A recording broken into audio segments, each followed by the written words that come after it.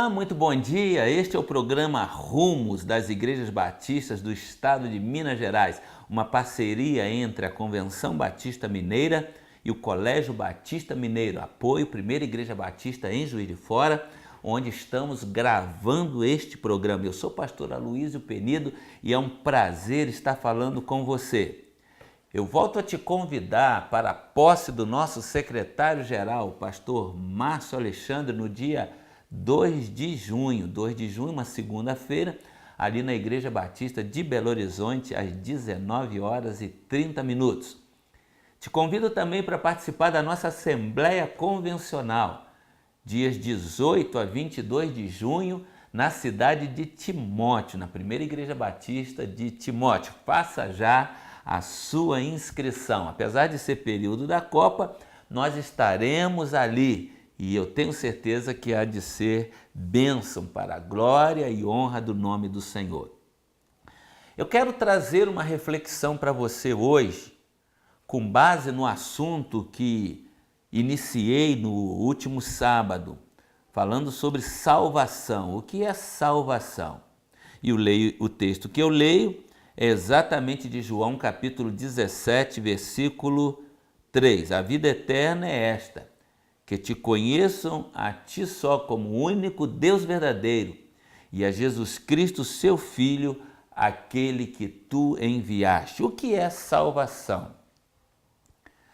Às vezes as pessoas comparam a salvação como um salva-vida que vai lá e tira alguém afogado, alguém que está afogando e o liberta. Mas salvação é muito mais do que isso. Porque uma pessoa salva das águas, ela vai continuar vivendo normalmente aqui. E quando a gente fala de salvação, é evidente que Deus está te tirando da escravidão do pecado, está te tirando da perdição eterna, está te salvando. Mas agora você não vai viver mais a sua vida do jeito que você quer. Você vai viver agradecendo a Deus eternamente por esse ato, por Ele ter te salvado da perdição eterna. Analise comigo. Você acha que o espírito morre? Evidente que não.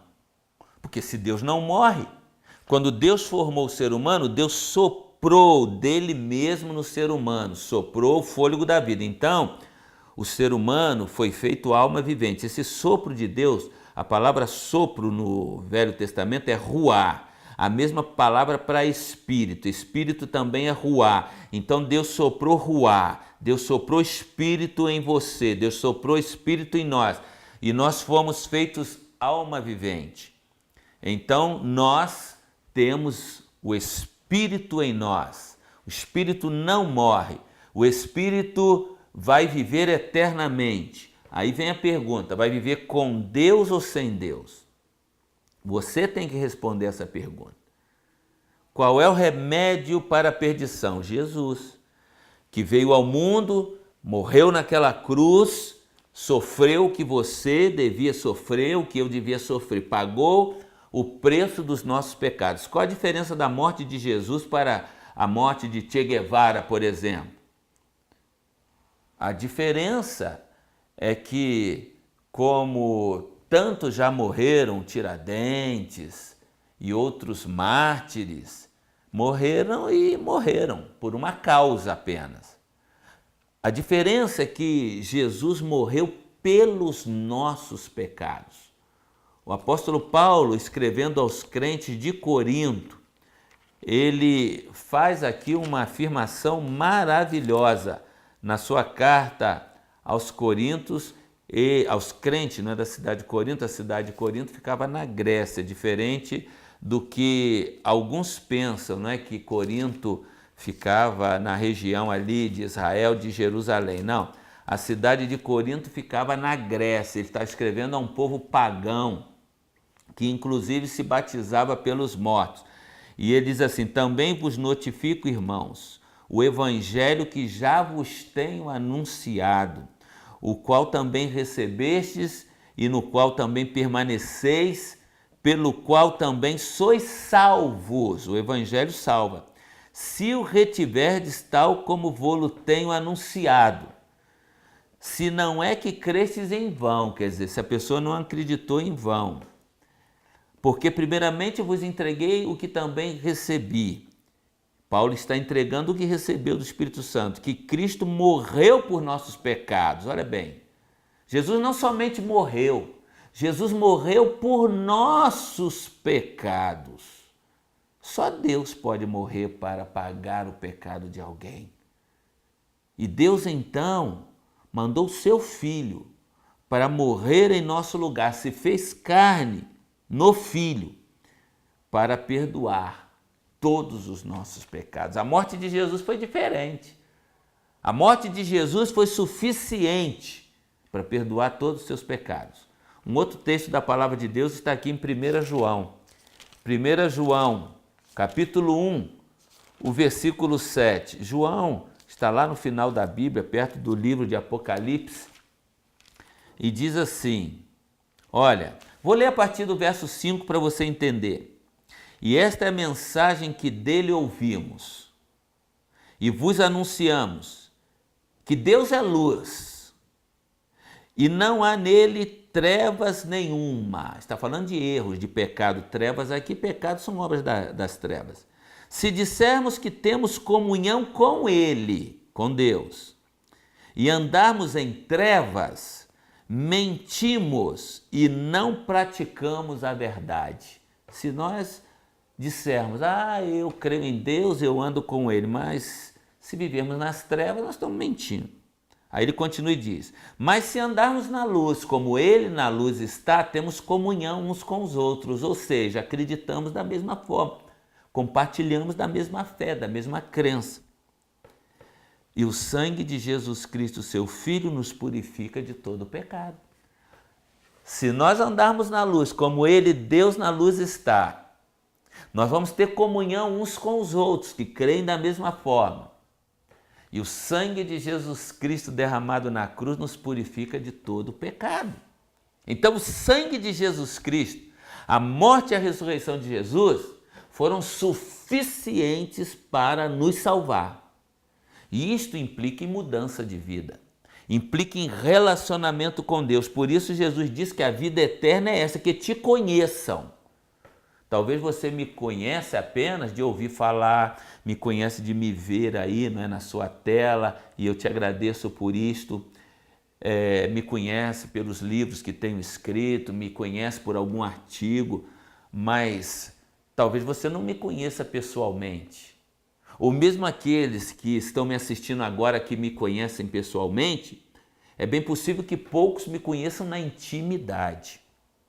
Não é verdade? A gente só conhece alguém na intimidade quando a gente convive com a pessoa, quando a gente vive ali no dia a dia e sabe dos erros, sabe dos acertos. É isto que Jesus está dizendo, a vida eterna. Não é só você dizer, eu agora vou para o céu, eu estou salvo. Isso é uma verdade, uma garantia que você tem. Mas e enquanto você não vai? E enquanto você ainda está aqui, o que você vai fazer? Aí Jesus diz, a vida eterna é esta. É você se relacionar com Deus, se relacionar com Jesus. É você ter uma vida íntima. É interessante que a palavra usada aqui é a mesma que está aqui em Gênesis capítulo 4, versículo 1, que diz assim, olha, e conheceu Adão a Eva, e Eva deu à luz ao seu filho Caim. Conheceu Adão a Eva. Que tipo de conhecimento foi este? Um relacionamento íntimo, um relacionamento profundo, um relacionamento sexual entre um homem e uma mulher a ponto de dar à luz a um filho. Jesus está dizendo, a vida eterna é esta, que te conheçam, que tenham contigo um relacionamento íntimo, um relacionamento profundo, não um relacionamento superficial. Esta é a vida eterna. Esta é a salvação que nós anunciamos, que começa aqui. Aí você me pergunta, como pastor eu posso ter esse relacionamento com Deus? Você está assistindo esse programa, você está procurando se relacionar com Deus, conhecer mais de Deus, viver na intimidade com Deus. Quando você estuda a Bíblia, quando você lê, o brasileiro, alguém disse que não gosta muito de ler, a gente precisa trabalhar esse hábito, mas você pode ouvir, colocar o texto sagrado hoje, né, num aparelho e colocar o seu fone de ouvido quando você está caminhando, quando está na academia. Eu faço isso. Nas minhas caminhadas matinais, eu vou ouvindo a palavra. Por quê? Porque a fé vem pelo ouvir, e ouvir a palavra de Deus. Então você está se aprofundando na intimidade de Deus. Aí você vai meditar nessa palavra que você ouve. Você vai estar ali, ó, triturando, não é? Aquilo que você ouviu com Deus, falando com Deus. O apóstolo Paulo diz, você quer ter uma vida cheia do Espírito? Então, fale entre vós em salmos, hinos, cânticos espirituais, esteja louvando ao Senhor, esteja falando sobre, não falando da vida do outro, isso só destrói, não se preocupando com o alheio. Então, você está conhecendo Deus, está vivendo a intimidade de Deus, uma vida de oração. Clame ao Senhor aí mesmo onde você está, não importa se é dentro do seu carro, não precisa fechar os teus olhos, não, está caminhando. Vai ali glorificando, falando o nome do Senhor, conversando com Ele. É isso que Jesus está dizendo. Aí você vai experimentar então o enchimento do Espírito Santo de Deus. O enchimento do Espírito Santo de Deus é uma consequência na vida de qualquer pessoa, como está aqui em Efésios capítulo 5. Efésios capítulo 5, versículo 18 diz assim: e não vos embriagueis com vinho em que há contenda, mas enchei-vos do Espírito Santo. Um crente salvo é também um crente cheio do Espírito Santo. As pessoas vão olhar para a pessoa e vão dizer, essa não é mais a mesma pessoa. Seu modo de falar, seu modo de agir, seu modo de trajar, seu modo de tratar as pessoas, de tratar a família, os filhos, a esposa, o esposo, de conviver com os vizinhos, as pessoas vão ver que você é outra pessoa. Olha, não vos embriague com o vinho. Assim como uma pessoa fica embriagada, não é? Totalmente fora de si, ele está dizendo, embriague-se do Espírito Santo. Seja cheio do Espírito Santo. Como que isso pode acontecer? Aí o verso 9 responde, ó, falando entre vós em salmos, hinos, cânticos espirituais, cantando, salmodiando ao Senhor nos vossos corações. Quer dizer, você está ali andando no meio das pessoas e está fazendo isso, dando sempre graças a Deus por tudo, não resmungando, não reclamando, mas dando graças a Deus, em nome de nosso Senhor Jesus Cristo, sujeitando-vos uns aos outros no temor de Deus. Essa é a coisa mais complicada, se sujeitar um ao outro, não é? A gente sempre servir de suporte para o outro, abençoar o outro, orar pelo outro. Então, você vai ter uma vida de um salvo, de uma salva, verdadeiramente falando, um salvo verdadeiro. Uma pessoa que foi transformada. Vai experimentar aquilo que Jesus chama de vida em abundância, João 10, 10. O ladrão vem para roubar, matar, destruir. Eu vim para que tenham vida. E a tenham com abundância, a tenham em abundância. Uma vida em abundância é uma vida cheia do Espírito Santo de Deus. E sobre isto eu falarei no próximo programa, como receber o Espírito Santo, como ter uma vida cheia do Espírito Santo. Bem, nós estamos chegando ao final do nosso encontro de hoje. Caso você tenha uma dúvida, caso você queira entrar em contato, anote aí o meu e-mail, está aí na tela. aloisiopenido.pibjf@hotmail.com. Você pode mandar a sua mensagem, eu estarei te respondendo. Fala sobre o que este programa tem sido na sua vida. O programa fica por aqui. Eu espero vê-la no próximo encontro, no sábado que vem, neste mesmo horário. Até lá, debaixo da graça do Senhor Jesus, e que Deus te abençoe. Amém e amém.